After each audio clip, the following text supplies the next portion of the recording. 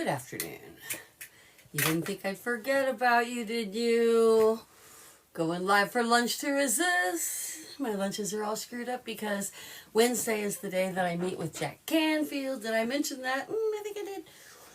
Wednesday and Thursday, working with Jack Canfield of Wrote Chicken Soup for the Soul and the whole series. All day Wednesday and Thursday. But that is not why I'm here today. I'm Linda Kay Gifford. I'm a neurolinguistic practitioner specializing in complex post-traumatic stress disorder stemming from childhood sexual assault related events. And I only work with adults. And I do that on Wednesdays at 3 o'clock generally, but not this Wednesday because I'm working with Jack Canfield. Did I mention that? Thank you, publicist Steve Harrison, for setting that up. Also, I have a new camera. Watch this. It's a tracking camera. Oh, where'd it go? Come on. Track. You're supposed to follow me. Follow me. There we go. I can walk over here. How far can I go? I haven't really even tried this baby out. Whooshaw. Oh, this baby's set. I'm surprised it's following me. It's a face thing. All right. Well, that's super fun. That's actually for outside or not. But everybody else is on Restream, going, what the hell? Only TikTok has the tracking camera because TikTok threw me off. Not threw me off, but they removed my RTMP key. I had the access, it was all hooked into Restream for months. And then suddenly it was revoked a couple of weeks ago, and I don't know why. So you guys get your own camera. And so what's going on, huh? I, as a woman, feel terrified because I see my rights going away. And obviously, I'm not going to need an abortion anytime in this life again. But when I needed a medically necessary abortion and had it, it made it possible for me to have 3 more children, all of whom are happy adults who are glad to be born, and the archaic laws, the way they stand now, are very troubling indeed. So I am here to encourage you because something happened. Talking with somebody, I can't even call her a friend anymore. I had to cut her off, finally. One of those people that challenged you, but not in a good way. She's like, well, you need to leave other people in other cultures alone. People who have arranged marriages, people who basically lock their daughters up and make them walk with their brother or their dad or somebody everywhere they go. These, it's their culture. It's a different culture. I'm like, I'm not buying it, homie. No, I don't care. What your or anybody else's culture is. Women are not to be disparaged against in this world. Women, others, nobody, actually. I just happen to represent women because, I am one, and I can't allow my daughter-in-laws to risk death because of ignorant ass men. And so broadening it out, it's like, if we accept other cultures as it's just their culture, when they lock women in towers until they marry them to who they want to, tell them what to do, and it happens in America too. If we accept that, then the macrocosm of the world will come down, the weight of it will come down upon us. We have to work at the local and regional levels. I was saying, obviously, about politics all the time. We have to win back seats from the bottom up. Well, it's the same with women's rights. We need to be active in every community, everywhere in the world. We can't accept people who disparage against women and others also. But I am here to advocate for women's rights. And it is not okay if your culture says that you can be sold by your father, and don't think it's not being sold, an arranged marriage. I get it that some people are choosing arranged marriages. I watch Married at First Sight because I found it a fascinating psychological study. And I swear to God, the closest my husband and I have ever come to serious ass fighting has been over watching shows like Married at First Sight because, or Farmer Wants a Wife, because you find out ways people think, and even your wonderful husband, man, it's like, no, no, no, that's not how the world works. That's not how women work. That's not what's going on here. In my husband's case, he always errs to thinking everyone's nicer than they are. I'm like, no, can't you see the evil bitch for what she is, kind of thing. And he errs to thinking the guy is giving them more of a break. So, again, microcosm of the macrocosm. What we do starts at home. It starts in the village. But there are villages all across the world. And those villages full of women, if they are not also being raised up, what hope do we have? If we are surrounded by patriarchies abusing women, I don't think it's not abuse. And often it's assault. My book, is Call It Assault. But that's about childhood sexual grooming and assault, and the need to call rape assault instead of saying someone who was raped was sexually abused. When children are raped for years and then, oh, look, they're a sexual abuse victim. It's like, no, they're a sexual assault victim. So do call it assault. And while we're at it, sorry, Restream, I'm going to walk over here and get my sign. Let's see if my tracking camera follows along. Here, yes, okay. This isn't exactly right. There's a new one coming because it got modified slightly, but it's still recognizable. Now the fist is like below and comes across, and it's by a book instead of saying the name of the healing method workshop here. The picture of the workbook is there with the fist. But other than that, Call It Assault, my continuing efforts to survive childhood sexual grooming and assault. And on here I say, being an adult survivor of childhood sexual assault is like carrying a child through a minefield every day. And it is. And imagine you run into people who, as many people were dismayed in Afghanistan, there are also a lot of, this is just one example, of course, also a lot of women that stood by the men, that told on bad women who went against the religion, women all over this world would stand by their husband's right to rule them and their children. And that isn't, yes, while it is culture, that's still not healthy. That's part of a culture that has disparaged against them. So don't confuse culture with okay because it's different. Sometimes different is hellish, like satanic cults, for instance. Is it okay? They just believe differently. So once in a while, they're going to sacrifice a child, It's okay. No, obviously. Extreme example, but not really. I mean, what you will accept in this world is what you can expect back out of it. It's like what you reap, you will sow. What you expect, you will get. What you accept will come back, implant itself where you are. So do stand up for women all over this world, please. I was telling the story, and I'm going to tell it again, of a Maasai woman who I saw the interview with a woman. She was a journalist who actually married a Maasai man, but she was there visiting and writing a story.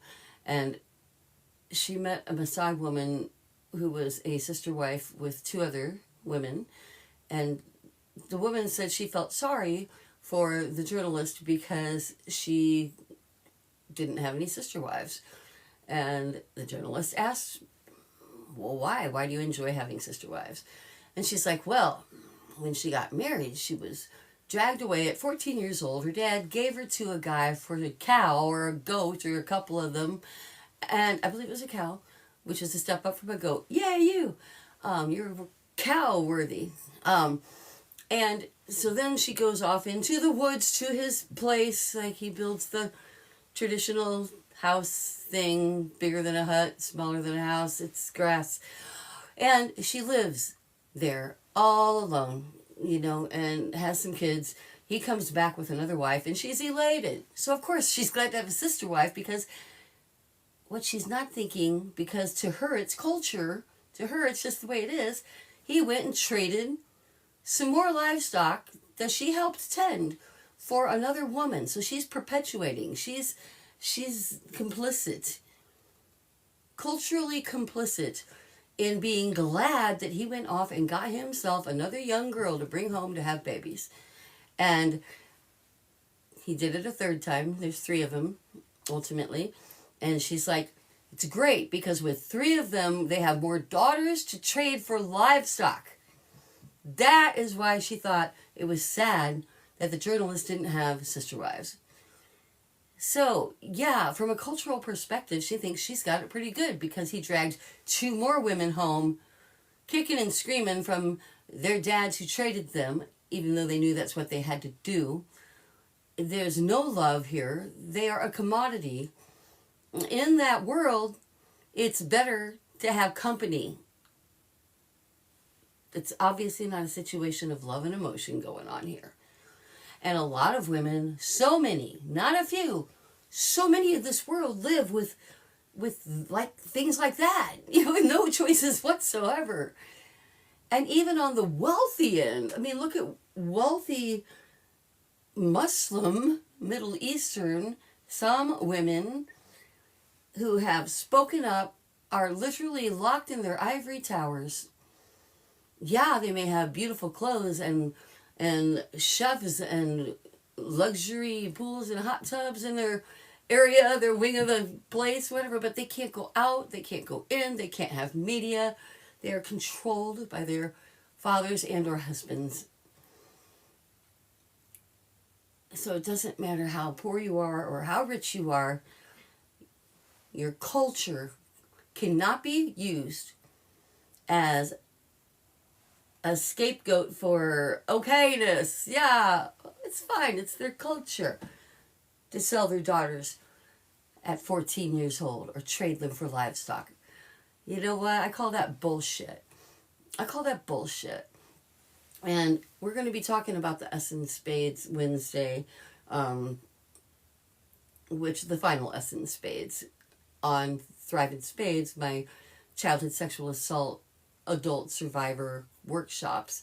If you don't already know, that's what I'm doing here. That's what I am. I'm a survivor of 7 years of childhood sexual grooming and assault, and wrote a book, became a neurolinguistic practitioner. I'm still studying all the time for that, because there's actually no certification. So don't just trust a person who says that. You can trust me or not. I'm telling you that's what I'm studying, and I feel qualified to call myself that now. But I would love for there to be a certification, because I would take that thing. But I know that reprogramming one's mind is very helpful. I know that we need to reprogram the whole goddamn world's mind.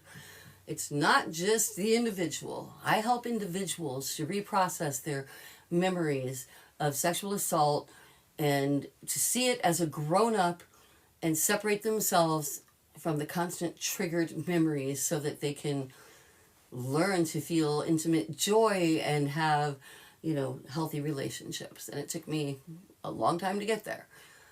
So I'm speaking from a place of the language of society needs to change.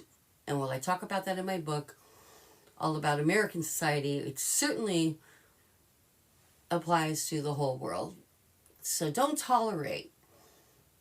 What can you do? Obviously, I'm not expecting you to go to another country and picket anything or end up, headless hanging from a crane in Saudi Arabia. Bad things to be in an Iranian prison for a minute till you're dead. Don't do those things. But what you can do is when it comes up in conversation, you can politely explain to someone, we really need to stand up for women everywhere. We really need to stand up for children everywhere.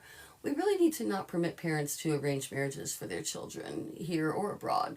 We really need to look at what's going on, especially here on the legal level, where 12-year-olds can be married as long as their parents sign the paperwork, because that does happen. And it happens to the tune of about 300,000 people, children in America, are married by proxy, by their parents' signatures every year. If that isn't enough to do it for you, I don't know what to tell you. But when it comes to spirit, back to the top of what I was saying about the S in spades, the final S in spades, I love studying religion. I know a lot about several religions. My father had masters in theology, psychology, and ancient history, and love to talk about those things. I also have Asperger's syndrome and make it a personal study. I have a shelf full of religious texts here from all over the place, from the Essene Gospel of Truth to the Hopi and Way of Life. And anyway, the Celtic gods, really enjoy that. But what I'm saying is, you don't have to throw the baby out with the bathwater, right? Your religion is usually a part of your culture, your family. People get in these huge fights with their families over giving up their religion because of their principles. And while I get that, and that's fine if you want to do that, I support you, I don't encourage you. Because again, just like the working from the ground up when it comes to politics and local offices, because local offices breed popular candidates who can rise up and take higher seats that we really, really need. It's the same when it comes to people. Let's all connect with whoever we can from the ground up. And in our religion is a great place to talk to people that already, like if you're little Susie or Chucky or whatever from the church and the people know you, they might listen to you. You might be a voice of reason. So if you want to keep the fun rituals, I still go to Christmas Eve ceremony, with my children. It's a tradition, but I also separate the tradition from the negativity. And I counter the negativity. I don't accept it. I counter the problems and I say, the love and peace and goodness stuff and the potluck dinners, definitely the potluck dinners, and sunrise services and caroling and all these things. Yes, yes, yes. These are warmth, heart-building things. But disparaging against women or gays or any kind of others, no. I won't do that. And neither should you. So be the voice of reason within your own religion. If you don't want to, chuck the whole thing. Like I always say, don't throw the baby out with the bathwater. Once when my son was little, I'm pretty sure he has Asperger's too, but we don't talk about that. He's like, why would you do that? I'm like, it's an adage. It's an analogy. You wouldn't really, but you know what I mean? Like, shine up the baby. Get rid of the dirty water. And you can have all the religion you want. That being said, stand up for women everywhere, please, please, please, please, please, please. And I'm also on in the mornings with my squirrels often, so maybe I'll see you there. Wednesday and Thursday, I might have a minute to say hi, but I'm going to be working with Jack Canfield. Did I say that? That's like the 18th time I've said that. For 2 days on the finalization, just to go over the manuscript with a small group. And I'm so excited. So going to do that. And I will talk to you tomorrow, though. Because those nasty women will not give up until we all have human rights. And until right now we get our country back out of the hands of an oligarchy who will use it to secure their global position and not give a damn about those of us who actually live and work here. So, good day. Good day. Good day. Restream. Okay. For the sake of not putting my breasts in the face of Restream anymore while I stand up to turn off TikTok, I'll make sure they're off. And they are. Good night. Oh,